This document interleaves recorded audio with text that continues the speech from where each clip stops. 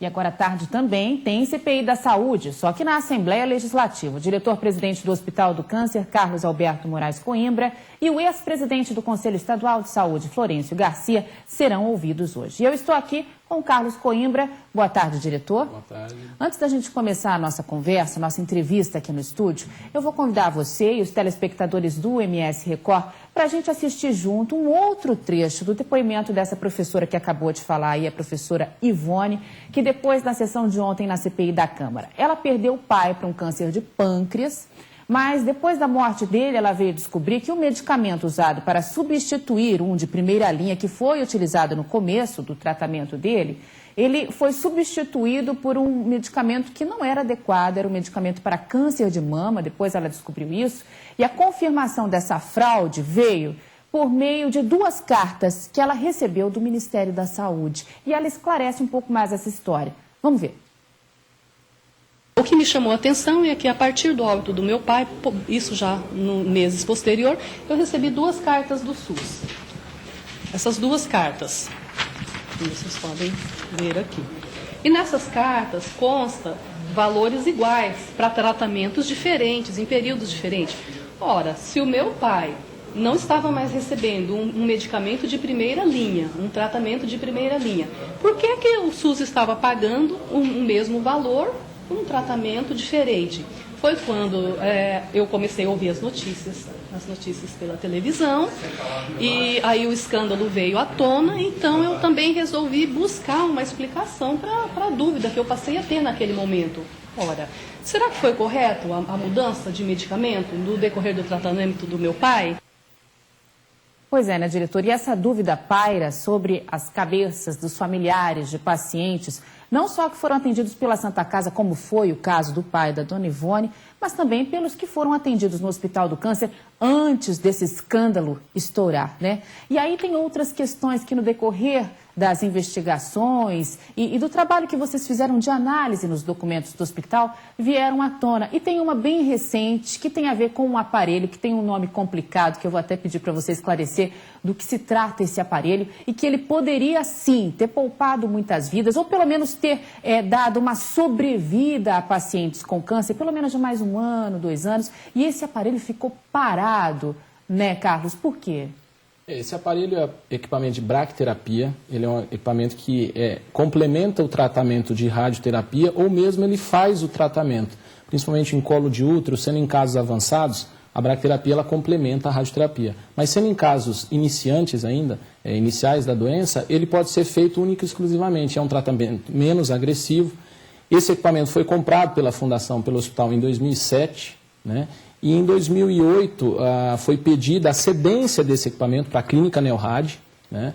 Foi autorizada pelo Conselho Curador na época, e eu, como membro do Conselho Curador na época, falei, olha, já que foi aprovado, eu condiciono a aprovação, mas desde que o Ministério Público Estadual se manifeste. E graças a Deus o Ministério Público, naquele momento, manifestou-se contrário, claro, a essa cedência. Mas, infelizmente, esse equipamento ficou comprado desde 2007, só foi oferecido esse serviço à população em janeiro de 2012, ou seja, 5 anos com equipamento comprado e sem estar prestando serviço à população que tanto precisa. Revoltante, né, Carlos? E agora a gente vai ouvir mais um trechinho de uma outra parte da entrevista com a dona Ivone. A gente resolveu dar esse espaço para ela, porque essas pessoas precisam muito de voz, precisam ser ouvidas numa situação de fragilidade da família, né? Elas se sentem tão rejeitadas por situações como essas, e a gente resolveu dar voz à dona Ivone hoje aqui no MS Record. Vamos ouvir. Qual foi a conclusão da força-tarefa? É o seguinte, para vocês verem. O medicamento informado ao SUS durante o tratamento com o Xeloda, que é indicado para o tratamento de mama, era Genzar mais cisplatina, medicamento importado, medicamento de primeira linha indicado para o câncer de pâncreas, que tinha o meu pai. Sendo para a solicitação do tratamento mantido como de primeira linha. Ora, esse medicamento foi fornecido para o centro de oncologia, por que não foi fornecido para o meu pai? É por isso que eu estou aqui hoje. Eu quero saber para onde foi esse medicamento, se foi disponibilizado. Pois é. E o que a nova gestão do Hospital do Câncer está fazendo para modificar essa realidade que veio à tona com o escândalo, Carlos? Bom, nós criamos várias comissões que não existiam. Então, comissão de ética da enfermagem, comissão de humanização também do tratamento ao paciente, comissão de medicamentos que o hospital administra. Fizemos todas as compras de medicamento. O hospital, para você ter uma ideia, tinha contratos de fornecimento de medicamentos exclusivo com determinados fornecedores. E isso não pode acontecer. Sem nenhum tipo de contrapartida para o hospital, né? Nós rescindimos quando tomamos conhecimento desse contrato imediatamente. Compramos uma plataforma que é a mesma utilizada por Barretos. Então, todas as compras de medicamentos hoje, elas são feitas através de um pregão eletrônico. Via internet. Via internet. E conseguimos, com isso, uma redução inicialmente já de 25% no valor do que era pago anteriormente.